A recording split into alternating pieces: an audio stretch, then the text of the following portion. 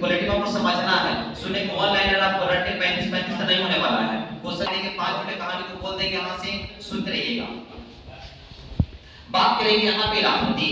ये राष्ट्रपति जो देख रहे हैं हमारे देश में कार्यपालिका होता है, विधायिका होता है, न्यायपालिका होता है। विधायिका देखिए वो कानून बना देती है और यहाँ पे बात करेंगे कार्यपालिका उसको कंटिन्यू चालू रखने काम करता है, निगरानी करता है।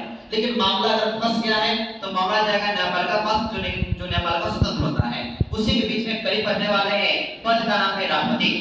राष्ट्रपति जो होते हैं वो भारत के यानी कि भारत देश के प्रथम नागरिक होते हैं। ये राष्ट्रपति, इनके लिए जो होता है निर्वाचन दिया गया है, आर्टिकल है 52 से लेकर 61। पहला बात करेंगे यहाँ से हम लोग, चलिए स्टार्ट यहाँ से कर रहे हैं। यहाँ से इनके लिए पद दिया गया है, अनुच्छेद है 52, 53, 54, 55, 56, 57, 58, 59, 60, 61।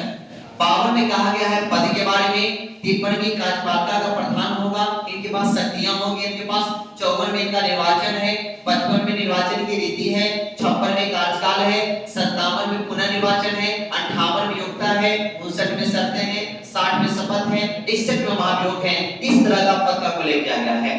बात करें यहाँ पे हम लोग 52, आर्टिकल 52 कहता है कि राष्ट्रपति का हम पद दे रहे हैं, ये तो 52 हो चुका है। 53 में कार्यपालिका प्रधान, कार्यपालिका का प्रधान तो है लेकिन ये वास्तविक प्रधान नहीं है, वास्तविक प्रधान जो होता है वो प्रधानमंत्री होते हैं। बात करें यहाँ पे सबसे पहले यहाँ पे 53 हो चुका है, 54, 55, 56, 57 एक बार बोल रहे हैं। जैसे बात करें इनका जो चुनने का जो तरीका होता है वो प्रणाली है अप्रत्यक्ष प्रणाली। अप्रत्यक्ष प्रणाली मतलब है कि जिसे हम वोट देते हैं वो किसी और वोट देता है और वो व्यक्ति वहां पे राष्ट्रपति बनते हैं। जैसे बात करेंगे आप कौन व्यक्ति वोट डालेगा तो लोकसभा का सदस्य होना चाहिए, राज्यसभा सदस्य होना चाहिए, विधानसभा के निर्वाचित सदस्य होना चाहिए और राज्यों की विधानसभा का, लेकिन कोई शासी प्रदेश अगर है तो क्या शासी प्रदेश का वहां का जो होगा विधानसभा वो वहां वोट करने का पड़ेगा। ये सब कैसे प्रणाली है तो अप्रत्यक्ष है।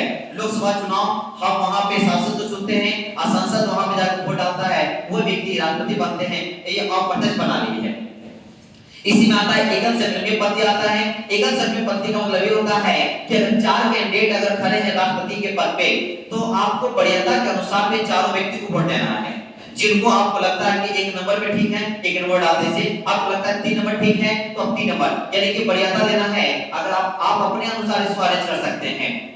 ये होता है यानी कि जितने कैंडिडेट खड़ा है आपको सबको वोट देना है, लेकिन वरीयता के हिसाब से ये होता है एकल संख्या पद। इसी की बात करें यहाँ पे आता है अनुपातिक, यानी कि हर राज्य का अलग अलग विधानसभा सीटें होती है, हर राज्य का लोकसभा सीट अलग अलग होता है। उसी में बात करें यहाँ पे अनुपातिक पद्धति का होता है, एक वैल्यू बनता है, एक अनुपात में सबका रेशियो दिया जाता है।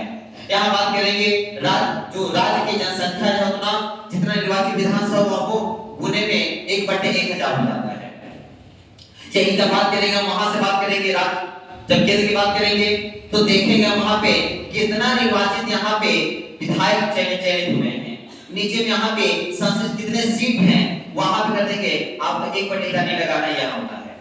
लेकिन अब यहाँ पे बात आता है ये सारी प्रक्रिया होने के बाद में यहाँ पे किसान दे चुके हैं।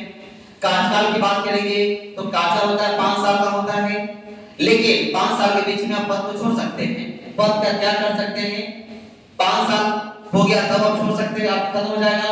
या फिर आप संविधान की पद पर जो संविधान का उल्लंघन कर रहे हैं, दोहन कर रहे हैं, तब आप पे महाभियोग लगेगी, प्रक्रिया लगेगी, आप वहां से हटा देने का काम करेंगे। बात करें यहाँ पे 57 बात करें यहाँ से आपका पुनर्निर्वाचन हो जाएगा। आपको जितना बार मन करना है उतना बार भारत में आप राष्ट्रपति पद धारण कर सकते हैं। या पुनर्निर्वाचन की प्रक्रिया हमारे भारत संविधान में है कि आप जितना बार मन करना है उतना बार आप राष्ट्रपति के पद पे आ सकते हैं। ये पुनर्निर्वाचन है। 58 की बात करें योग्यता की बात करनी चाहिए तो पहली बात कि आपका भारत का नागरिक होना चाहिए, पहली बात है। दूसरा एज आपका 35 वर्ष होना चाहिए। पागल और दिवालिया नहीं, पागल तो नहीं होना चाहिए, दिवालिया मतलब कमदार, यानी पे आप पे कर्ज ज्यादा होना चाहिए, एकदम दिवालिया नहीं होना चाहिए, नॉर्मल इंसान चाहिए। बात करें यहाँ पे मोस्ट इंपोर्टेंट यहाँ पे पढ़ेंगे कि यहाँ से आपको लोकसभा सदस्य बनने की योग्यता आपको होनी चाहिए, तभी आप यहाँ पे राष्ट्रपति के पद के लिए खड़ा हो सकते हैं।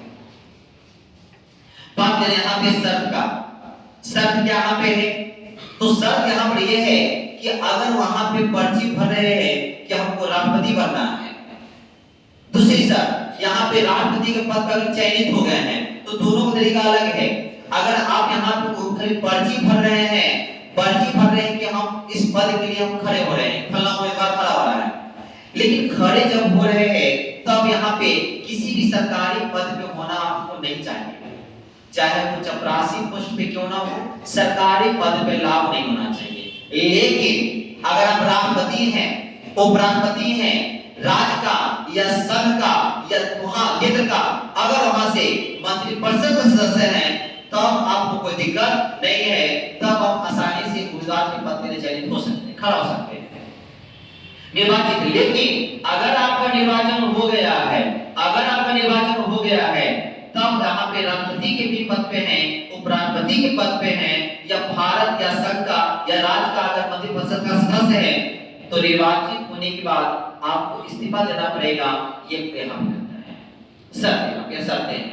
एक शर्त यहाँ पे और याद रखिएगा, बता रहे हैं यहाँ पे शर्त एक और आता है कि अगर बाय द वे वहां से कोई यहाँ पे कानून वगैरह लाते हैं, कानून राष्ट्रपति जो पागल रहते हैं सब मिला होने क्रम में कोई व्यक्ति अगर राष्ट्रपति के पद पे चयनित हो गया है, चयनित होने के बाद अगर यहाँ पे सुप्रीम कोर्ट को लगता है कि नहीं हमने गलत व्यक्ति को चयनित कर दिया है तो दिमाग का सही नहीं है, उसको पद से हटाया जाए, महाभियोग लगा के उसको हटाया जाए।